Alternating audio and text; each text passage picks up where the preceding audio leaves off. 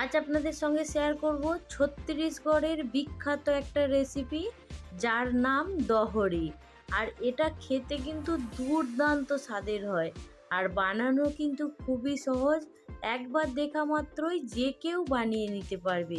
যারা একটু মিষ্টি খেতে পছন্দ করে তাদের তো ভীষণ ভালো লাগবে, আর যারা খেতে পছন্দ না করে মিষ্টি, তারা কিন্তু এইভাবে একবার খেয়ে দেখুন, যেন মনে হবে একদম পাউরুটি। যারা একটু মিষ্টি খেতে পছন্দ করে তাদের তো ভীষণ ভালো লাগবে। নমস্কার, কেমন আছেন সবাই? আশা করছি সবাই খুব ভালো আছেন, সুস্থ আছেন। মৌসুমী রকমারি রান্নাতে আপনাদেরকে আবারও একবার অনেক অনেক স্বাগত। প্রতিদিনের মতো আজও একটা দুর্দান্ত রেসিপি নিয়ে এসেছি, আপনাদের ভীষণ ভালো লাগবে।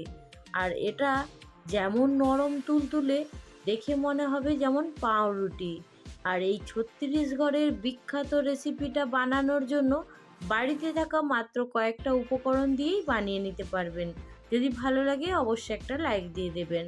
এখানে দেখুন আমি নিয়েছি যে সেদ্ধ চাল বাড়িতে ভাত বানানোর জন্য থাকে, সেই সেদ্ধ চাল দিয়েই কিন্তু আপনারা বানিয়ে নিতে পারবেন।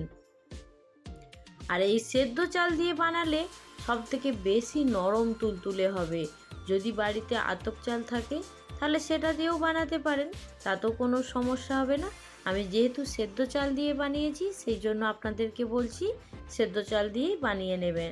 তো এইখানে আমি দেখুন চালটাকে খুব ভালো করে ধুয়ে জলের মধ্যে এখন রেখে দিয়েছি ভেজানোর জন্য। 3 থেকে 4 ঘন্টা এটাকে জলে ভিজিয়ে রেখে দেব, তাহলে খুব ভালো করে চালটা ভিজে যাবে। তো এইখানে দেখুন 4 ঘন্টা পরে আমি এখন চালটাকে দেখে নিচ্ছি, আর চালটা কিন্তু সুন্দর করে একদম ভিজে গেছে, দেখতেই পাচ্ছেন। এবার একটা মিক্সির বাটির মধ্যে চালটা নিয়ে নেব। আর চালটাকে কিন্তু একটু ধরে পিষতে হবে, এর মধ্যে কিন্তু খুব বেশি জল যাবে না। আর আপনারা দেখুন আমি এর মধ্যে জল দেব না, যেহেতু এর নাম দহরি, সেই জন্য আমি এটা দই দিয়েই বানাবো। তো এইখানে আমি দেখুন 100 গ্রামের মতো টক দই নিয়েছি। তো এই টক দইটাকে আমি অর্ধেক অর্ধেক করে নিয়ে এই চালের সঙ্গে দিয়ে মিক্সিতে পেস্ট করে নেব। তো দেখুন সুন্দর করে মিক্সিতে পেস্ট করে নিয়েছি। মিক্সির বাটি থেকে দেখুন একটা পাত্রের মধ্যে ঢেলে নিয়েছি। তো চালটা আমি দুবার পেস্ট করেছি, সেই জন্য দেখুন আরও যে বাকি চালটা ছিল সেটা মিক্সির মধ্যে দিয়ে দই দিয়ে সুন্দর করে পেস্ট করে নিয়ে একসঙ্গে পাত্রের মধ্যে ঢেলে নিয়েছি। এবার খুব ভালো করে এটাকে ফেটিয়ে নিতে হবে। খুব ভালো করে ফেটানো হলে তাহলে যখন এটা ভাজা হবে তখন একদম সুন্দর কিন্তু ভেতরটা ফাঁপালো হবে, জালিদার হবে। তো এইখানে দেখুন আমি খুব অল্প পরিমাণে একটু জল দিয়েছি, তবে এইখানে খুব বেশি জল লাগবে না একদমই। বেশি জল হলে পাতলা হয়ে যাবে, তখন আর গোল গোল ফুলবে না, তখন চ্যাপ্টা হয়ে যাবে। সেই জন্য চালের ব্যাটারের মধ্যে যখন জলটা দেবেন অবশ্যই কিন্তু জলটা দেখে দিতে হবে। তো 1-2 ফোঁটা করে জল দিয়ে এটাকে সুন্দর করে ফেটিয়ে নিতে হবে। আর যত ভালো ফেটানো হবে তত কিন্তু এটা হালকা হতে থাকবে। তো এইখানে দেখতেই পাচ্ছেন। এবার এর মধ্যে আমি সামান্য পরিমাণে একটু নুন দিয়ে দেব। আর নুনটা দেওয়ার আগে কিন্তু খুব ভালো করে ফেটিয়ে নেবেন। নুন দেওয়ার পরে এটা অবশ্যই কিন্তু একটু পাতলা হয়ে যাবে। তো সেই জন্য বলছি জলের পরিমাণটা অবশ্যই কিন্তু আপনারা দেখে দেবেন। এখানে দেখুন নুন দেওয়ার পরে খুব ভালো করে এখন ফেটিয়ে নিয়েছি। আর ফেটানো হয়ে যাওয়ার পরে এবার এইখানে দিয়ে দেব ইনো। আমি এখানে ইনো নিয়েছি। আপনারা যদি বাড়িতে ইনো না থাকে তাহলে কিন্তু অবশ্যই কিন্তু এইখানে নিয়ে নেবেন একটু খাওয়ার সোডা। অবশ্যই দিতে হবে, নাহলে কিন্তু খুব ভালোভাবে ফুলবে না, যত ভালো করে ফেটানো হলেও ফুটবে না। তো দেখতে পেয়েছেন বন্ধুরা, এইখানে কিন্তু আমি সুন্দর করে সব কিছু একদম রেডি করে নিয়েছি। এবার এখানে ইনো নিয়েছি, আর এইখানে যে ইনোটা নিয়েছি তার হাফটা দিয়ে দেব। খুব সামান্য পরিমাণে একটু জল দেব। আর আমি এখানে মশলা ইনোটা নিয়েছিলাম, সাদা ইনোটা যেহেতু পাওয়া যাচ্ছিল না সেই জন্য মশলা ইনোটাই নিয়েছি। আপনারা চাইলে সাদা ইনোটাই নিতে পারেন। খুব ভালো করে দেখুন এখন ফেটিয়ে নিচ্ছি ইনোটা দেওয়ার পরে। তবে খুব বেশি সময় ধরে এটাকে ফেটাবো না, তাহলে ইনোর যে গুণাগুণটা সেটা নষ্ট হয়ে যাবে। আর আগে থেকেই আমি তেল গরম করে রেখে দিয়েছি। গ্যাসের মধ্যে কড়া বসিয়ে তেলটাকে সুন্দর করে গরম করে নিয়েছি। আর দেখুন হাতে করে যেহেতু দেব সেই জন্য আপনাদেরকে একটু দেখিয়ে দিয়েছি যে হাত দিয়ে এইভাবে তুলে তেলের মধ্যে দেব। আর এখানে দেখুন তেলটাও সুন্দর গরম হয়ে গেছে। আর তেলটাকে কিন্তু ভালো রকম গরম করে তারপরেই এর মধ্যে এই চালের যে ব্যাটারটা আছে সেটা দিতে হবে।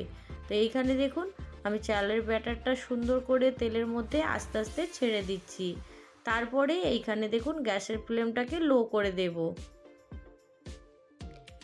আর দেখবেন এগুলো এত সুন্দর ফুলে উঠবে আপনারা নিজেরাই অবাক হয়ে যাবেন। একদম লুচির মতো ফুলকো ফুলকো হবে, ভিতরে একদম জালিদার। তো ছত্তিশগড়ের এই দহরি যে দইহরিও বলতে পারেন কিংবা দহরিও বলতে পারেন। এই দহরির রেসিপিটা আপনাদের কেমন লাগলো সেটা কিন্তু কমেন্টের মাধ্যমে জানাতে ভুলবেন না। এখন তেলের মধ্যে উল্টে পাল্টে এখন হালকা লাল করে ভেজে নেব। খুব কড়া করে কিন্তু এটা ভাজা যাবে না, তাহলে ভেতর থেকে কোনো রকমভাবেই চিনির রস যাবে না। সেই জন্য আপনাদেরকে বলছি একটু উল্টে পাল্টে লালচে করে ভেজে নেবেন, একদম কিন্তু খুব কড়া করে ভাজা যাবে না। এখানে কিন্তু আমার এগুলো ভাজা হয়ে গেছে, আপনারা দেখতেই পাচ্ছেন। এখন এগুলোকে আমি প্লেটের মধ্যে তুলে নিচ্ছি। বাকি যেগুলো আছে সেগুলোকেও সেমভাবে ভেজে নেব।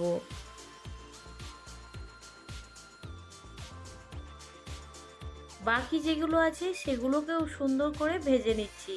তবে আপনাদেরকে বলবো অবশ্যই কিন্তু একদম কড়া করে ভাজবেন না, হালকা লালচে করে ভেজে নিলেই হবে। আর এইখানে দেখুন একদম লুচির মতো এগুলো সুন্দর ফুলে যাচ্ছে। আর বন্ধুদের কাছে ছোট্ট একটা রিকোয়েস্ট করব, আজকে যারা প্রথম আমার চ্যানেলে ভিজিট করছেন আপনাদেরকে এই ছত্তিশগড়ের দহরি রেসিপির কোনো অংশ যদি ভালো লাগে অবশ্যই আমার চ্যানেলটা সাবস্ক্রাইব করে পাশে থাকবেন। আপনাদের একটা সাবস্ক্রাইব আমার ভিডিও বানানোর উৎসাহটা সুন্দর করে বাড়িয়ে দেবে। তো চলুন আজকের রেসিপি আপনাদের কেমন লাগলো সেটাও কিন্তু সুন্দর করে কমেন্ট করে জানিয়ে দেবেন। এখানে দেখুন বন্ধুরা আমি একটা সুন্দর ডিজাইন বানিয়েছি, কেমন লাগছে দেখুন, একদম আমের মতো। তবে এগুলো এতটাই নরম তুলতুলে হয় যে এর জন্য কোনো রকম মিষ্টির রস না হলেও এমনিও খেতে একদম পাউরুটির মতো লাগবে। তো অবশ্যই বাড়িতে একবার ঝটপট করে বানিয়ে দেখুন, বানালে বিশ্বাসই হবে না যে খেতে এত সুন্দর আর এত নরম তুলতুলে হয়। তো এইখানে আপনাদেরকে আমি একটা ছিঁড়ে দেখিয়ে দিচ্ছি। দেখুন বন্ধুরা এটা ভেঙে নেওয়ার পরে কতটা সুন্দর লাগছে, একদম জালিদার, ভেতরটা দেখে বুঝতেই পারছেন। তো যারা মিষ্টি খেতে পছন্দ করে তারা এটাকে সুগার সিরাপের মধ্যে দিয়ে খেতে পারেন, আর যাদের হালকা মিষ্টি খেতে পছন্দ তারা কিন্তু এমনিই খেতে পারেন, ওর মধ্যে কোনো রকম মিষ্টি না দিয়েও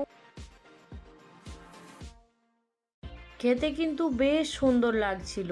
তো এইখানে দেখুন আমি সুগার সিরাপের মধ্যে দেওয়ার জন্য 1 বাটি পরিমাণে চিনি নিয়েছি, আর তার সঙ্গে 1.5 বাটির থেকে একটু কম হবে জল নিয়েছি। তো দেখতেই পেয়েছেন বন্ধুরা, এবার এইখানে সুগার সিরাপটাকে বানিয়ে নিচ্ছি। সুগার সিরাপ বানানোর জন্য এখানে 1 তার 2 তার করার কোনো রকম প্রয়োজন নেই, এইখানে 4 থেকে 5 মিনিটের মধ্যে রেডি হয়ে যাবে।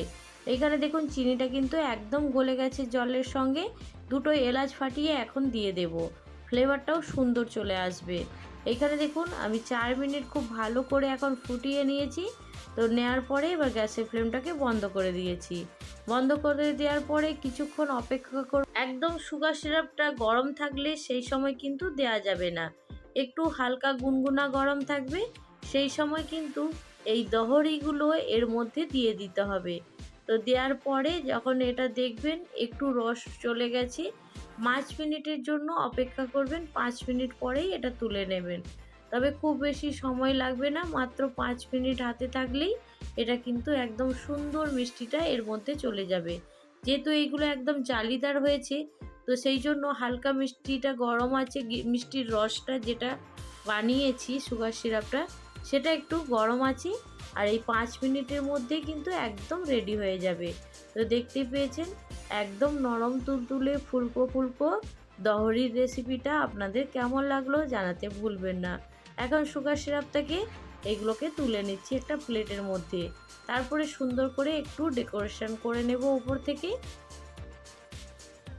তো আজকের এই রেসিপি আপনাদের ভালো লাগলে অবশ্যই একটা লাইক দিয়ে দেবেন। আজকে যারা প্রথম আমার চ্যানেলে ভিজিট করছেন, আপনাদেরকে যদি এই রেসিপির কোনো অংশ ভালো লাগে অবশ্যই আমার চ্যানেলটা সাবস্ক্রাইব করে পাশে থাকবেন। তো আজকের রেসিপি এইখানেই শেষ করছি। পরবর্তী রেসিপি নিয়ে খুব তাড়াতাড়ি আরও একটা নতুন ভিডিওর সঙ্গে দেখা হবে। সবাই ভালো থাকবেন, সুস্থ থাকবেন, বাই।